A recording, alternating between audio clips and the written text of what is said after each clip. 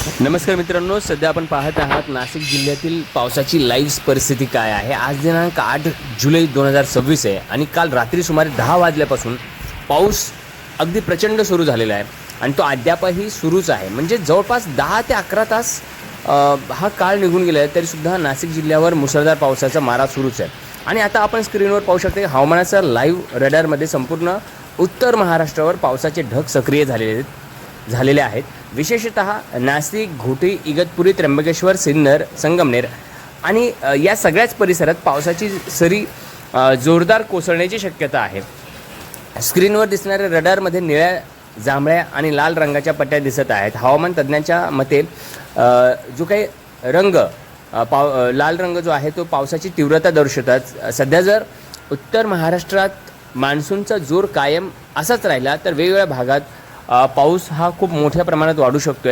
सगळ्या जी काही धरणं आहेत ती मोठ्या प्रमाणात भरून येऊ शकतात। नाशिक शहरातील अनेक रस्त्यावर पाणी साचल्याचे चित्र झालेले आहेत। काही भागात वाहतुकीचा वेग मंदावलेला आहे। सकाळी शाळेत जाण्यासाठी निघालेले काही विद्यार्थ्यांच्या वाहनांना देखील परत फिरावे लागले आहेत।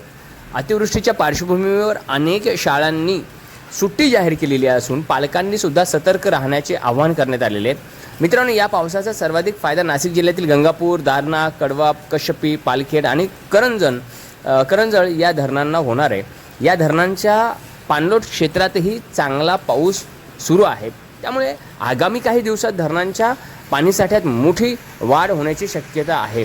त्र्यंबकेश्वर आणि ब्रह्मगिरी पर्वत रांगात दाट धुके आणि जोरदार वारा सुरू असल्याचे समजलेले आहे आणि तिथेही मुसळधार पाऊस सुरू आहे। 125 मिलीमीटर पाऊस झाल्याची नोंदसुद्धा काल नोंदवण्यात आली होती आणि निसर्गाने एकूणच रौद्र रूप धारण केलेलं आपल्याला पाहायला मिळते।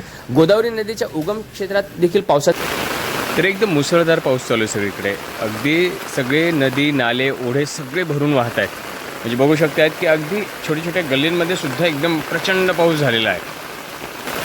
सगळ्या शाळांना सुद्धा सुट्टी दिलेली आहे। नाशिकमधल्या सगळ्या शाळांना सध्याला सुट्टी दिलेली आहे। लहान मुलांच्या वेगवेगळ्या शाळेतून मेसेजेस आलेले की प्रत्येक शाळेत आता सध्याला सुट्टी देण्यात आलेली आहे आणि शाळेत गेलेले व्हॅन जेवढ्या आहेत त्या सगळ्या व्हॅनसुद्धा परत आलेल्या आहेत। त्याचं कारण असं एवढं पाण्याचं प्रमाण वाढलं आहे, खूप पाऊस वाढलेला आहे, अगदी भरपूर पाऊस वाढलेला आहे।